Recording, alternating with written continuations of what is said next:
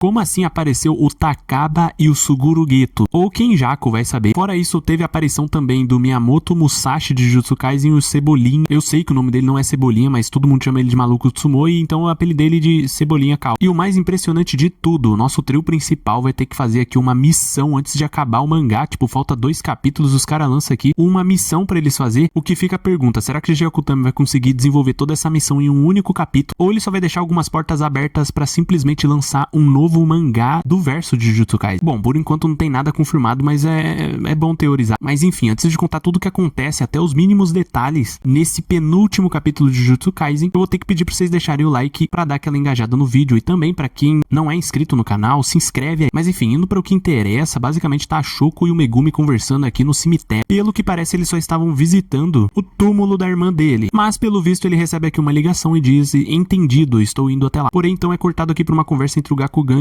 e a Utahime, aonde ele diz aqui: em meio aos restos mortais do Sukuna, que foram arrancados do Megumi Fujiguro, permaneceu o mestre Tengen, que foi absorvido. Então, quanto à barreira do Japão do mestre Tengen, colocar os restos mortais do Sukuna deve sustentá-la por um tempo. Então, Utahime diz: devemos elaborar contramedidas e um plano B imediatamente. É quando ele responde: é mesmo, mas não se apresse, inclusive, ainda são todos jovens e está tudo bem. Por acaso, o velhote aqui fica menos ranzinho, então novamente é cortado, só que mostrando a Maki jogando aqui uma espada, falando segura, para simplesmente o maluco da katana, o tal Miyamoto Musashi de Jujutsu Kaisen. Obviamente ele fica doido, né, inclusive é uma ferramenta amaldiçoada, então ele vai conseguir combater maldições. A Maki explica que agora que a migração e extinção perdeu sua função, provavelmente será discutida a gestão de jogadores do tipo encarnado, como Megumi sobreviveu, é quase certo qual gestão apostarão. A Hana e o Yuji irão arrancar os objetos amaldiçoados das suas vítimas. Também devem resgatar os jogadores sequestrados pelas forças armadas do Zewa, em nossa confusão da adição de regras, não é? E ainda que vocês não sejam hostis, não serão exceção. Então eles fazem essa cara aqui, né, de assustar. Então ela complementa falando: é só um achismo meu, e mesmo após o fim da migração e extinção, Tóquio ainda é uma zona inabitável. Desde que a existência de espíritos amaldiçoados foi difundida como algo que só ocorre em Tóquio, as maldições continuaram crescendo dentro do país, e se eu fosse vocês, me esconderia lá. Então ele responde: sim, parece que eu não terei problemas em encontrar algo pra cortar lá. Então o Cebolinha também se intromete, né, falando que não gosto disso, lutar sumô com espíritos amaldiçoados é uma chatice. Então a Maki diz o seguinte: faça o que quiserem, mas essa é a última vez que eu vou protegê-los e só sumam. E então Miyamoto chama aqui a Maki falando: quando for minha vez de sumir, né, entre aspas, é você quem deve vir e te farei em pedaços. Ela solta uma risadinha, ou seja, ela concorda com isso. Se por acaso mostrasse a luta entre esses dois, seria magnífico de ver, embora seja óbvio que a Maki vai ganhar. E então finalmente é mostrado inclusive o Charlie, sim, aquele tal mangaka. Resumindo, ele só diz aqui que é um mangaka terrível em desenhar, mas parece que as coisas vão dar bem pra ele. E então, do nada, simplesmente do nada, o Takaba aparece. Conversando com alguém, ele fala assim: diz aí, tudo bem ter várias piadas de humor negro, né? Daí então o cara responde: mas vamos moderar na putaria. Oxe, como assim, velho? Você tá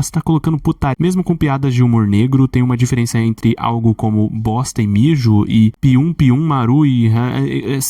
tá, não entendi. Então o cara pergunta: é quase a mesma coisa? Então ele responde: é algo totalmente diferente, não tá prestando atenção? Então ele diz: já chega, vamos discutir as piadas. O cara responde: não precisa falar discutir as piadas em voz alta. Ele retruca de novo: discutir as piadas não é humor negro. Querendo dizer também ter o dia de pagar, entregando aqui alguma coisa que, obviamente, olhando assim, é o corpo de Suguru Geto, e pode ser o Kenjaku ali ou não. E agora, só olhando assim por cima, vendo que eles inclusive estavam tomando até um guaranazinho, os dois estão vivaços e inclusive, pelo visto, vão fazer um show de piada. Mas ainda, obviamente, há um ponto de interrogação nessa história toda. Inclusive, comentem aí embaixo o que vocês acham. É só uma visão, algo como, por exemplo, vida após a morte? Não sabemos ainda. Mas agora, já indo pra outra coisa completamente interessante, sim, o Higuru conversando aqui com a sua assistente, onde ela diz: não seguiram com o processo, sabia? Ele responde: deve ser por pressão do alto escalão, não é? Ao que parece, querem me explorar como feiticeiro. Lamento, mas agora vamos recomeçar. Ela então responde: vou incumbir você, Higuruma, como representante da família enlutada. Ele faz essa carinha e fala: conto com você. Então de novo é cortado, já tô até cansado de falar isso, só que agora mostrando aqui a Kuruzu conversando com Megumi. Ela obviamente continua com o encarnado no corpo dela, inclusive o mesmo diz aqui: se o Sukuna tomou aquela medida, isso significa que as memórias relacionadas a Hana dentro de Megumi Fushiguro já foram desenterradas. Agora já não há motivos para ficar envergonhada, certa? Então ela manda simplesmente a outra ficar quieta. Isso porque, obviamente, ela tá meio aqui com vergonha de falar com Megumi. O mesmo que agora sabe todos os sentimentos que ela tem por ele. Então ele vira e fala: eu assumo a responsabilidade. De agora em diante serei seu braço direito. Ela se impressiona e fala que quando que a gente se casa? Ele tenta corrigir a situação falando, não era nesse sentido, eu tenho uma missão, a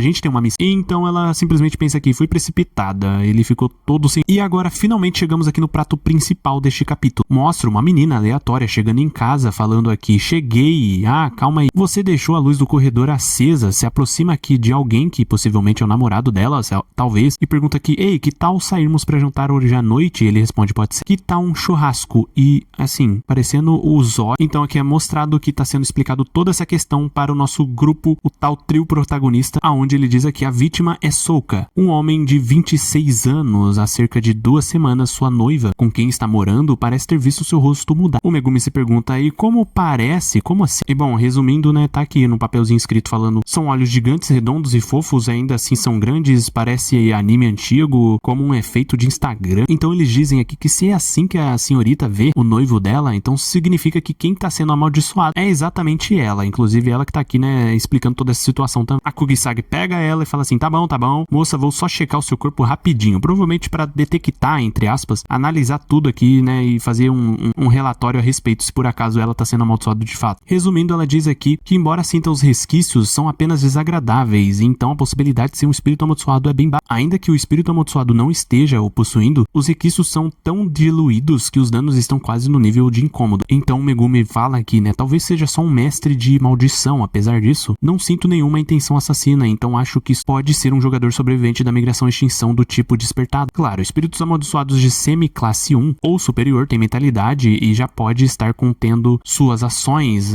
não dá pra descartar totalmente, que existe a possibilidade dos danos se agravarem depois, como ocorreu na ponte Yasuhashi. Então Itadori fala aqui, né, pra resumir, isso significa que esse incômodo é causado por um mestre de maldição. É uma vitória molezinha pra 3 pessoas, certo? Ou seja, né, muito provavelmente são os 3 aqui que vão fazer essa missão, que só vai ser explicada no próximo capítulo, o último capítulo, dizendo assim, o grande final e a última missão. E ainda pra deixar um ponto de interrogação, é dito o incômodo mestre de maldição contra Itadori e companhia. É o interrogação. Teremos capítulo semana que vem, nos vemos pela última vez, dia 26 de setembro, o último dia e último capítulo de Jujutsu Kaisen pra sempre. A não ser que GG Akutami lançar um novo mangá, né, do verso de Jujutsu Kaisen, que eu espero bastante. Mas enfim, comentem aí embaixo o que vocês acharam desse penúltimo capítulo e dessa tal missão que eles vão fazer, se por acaso ele vai conseguir resumir tudo em um capítulo só, ou vai deixar uma pulguinha atrás da orelha ali, né? Quem sabe esse mestre de maldição não seja o Satoru zoeira, né? Nessa altura do campeonato, muito provavelmente ele não vai voltar mesmo. Mas uma coisa dá pra dizer, se Suguru Geto ou Kenjaku, seja quem for, ainda está vivo, supostamente, né? A gente não sabe se isso aqui é vida após a... Enfim, se ele ainda está vivo, tem possibilidade sim do Gojo, sei lá, mano, voltar ou colocar como na última página do último capítulo, simplesmente o corpo dele abrindo os olhos. Seria absolutamente cinema. Mas por fim, o vídeo é esse, deixa o like, se inscreve que não é inscrito e até a próxima.